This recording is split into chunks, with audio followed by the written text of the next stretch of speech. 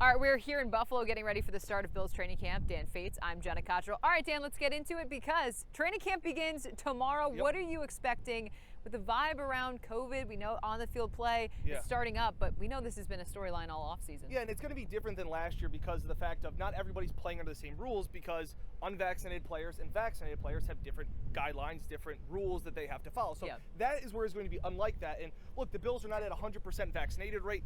We don't know any team that is going to be at 100%. And Yeah. players haven't come out, especially in Buffalo, said they are vaccinated or not vaccinated. We only know that Cole Beasley is the one that is not vaccinated. Listen, so here's the point. If you're not vaccinated, you have to get into work basically an hour early. Which To get I know, tested daily. To get tested daily, and I know a lot of people would probably, I mean, even as a professional football player, I don't know if I would want to Yeah. go into work an hour early. Who is a player that you're looking out for as we get ready for the start of the season? Who's someone you have your eye on for camp? It's funny. Remember how I had my hot takes about Jacob Hollister? What about Dawson Knox? Oh, okay. He needs to get off to a solid start. Okay. If he doesn't show that his hands are working or that, say, he drops a couple passes early in camp, Yeah. all of a sudden we're going, hey, when could Zach Ertz be coming back again? Yeah. Look, I feel like we've kind of moved past this. Unfortunately, Mike Catalana still wants Zach Ertz to be in Buffalo.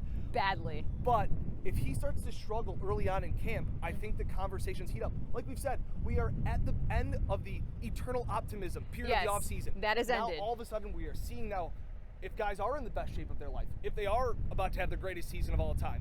Those things are coming up, and I think Dawson Knox is somebody that I'm looking out for to start off strong. What about for you? Hearing you say that too, it really is the point of the season where it's like this is everyone's on the up and up. Yep. And now when we're on the field, you get to see how guys have been training this offseason, if it is translating. And you know that first bobble, if it does happen, there's going to be a lot of oohs out there on it will be tweeted on the sideline as we get into it. Someone I'm looking out for is Dane Jackson. He's the second-year cornerback. We know there's going to be a position battle at corner between Levi Wallace and Dane Jackson. Leslie Frazier talked about this offseason, seeing a different side to Dane Jackson, that confidence. And I'm curious to see if we will be able to see that confidence on the field. Leslie Frazier feels like he's a lot more comfortable around his teammates, and that's going to be one position battle. There's not a lot on this roster, so that's one that could have huge implications as we head into the season. That is a player I'm looking out for. But how about this? What about a coach, Sean McDermott? How do you feel like he is approaching this? Because this is the biggest, these are the largest expectations we've had on the Bills entering the season, and there are distractions as we enter. And I think that that's a big thing is I feel like he has done such a good job, whether it's having these campfire conversations and uniting the team and bringing the locker room together where everybody's pulling the rope on the same string, the same way. Yeah. Everybody is now pulling towards that same thing.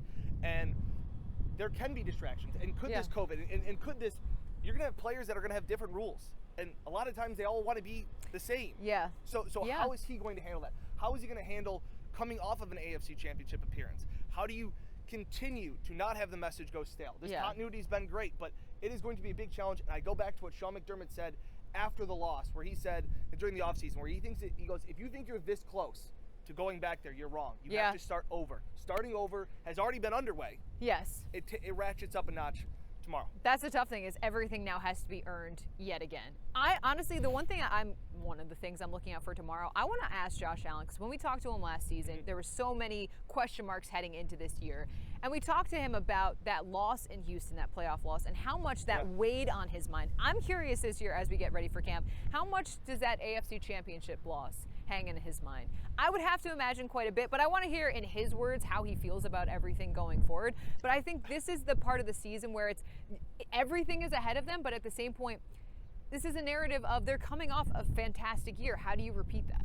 It's funny because we've talked so much about, Josh, your stance on COVID and how do you think this is going to affect. We haven't even really discussed this. Yeah. And broken it down and what he has been preparing and mentally, how he's handled and dealt with another heartbreaking loss in the playoffs. Yeah. So it'll be another challenge for that as we get to talking about more about football, which is what we all want to get back to talking about. I was going to say, we're here in Buffalo. We will be here, seemingly feels like forever. Put some miles on the car. I was going to say, as we get you all ready for training camp, the preseason, the regular season, be sure to check out Buffalo Plus. Like, comment, subscribe. We really appreciate it. For Dan Fates, I'm Jenna Cottrell. We will see you tomorrow at the start of camp.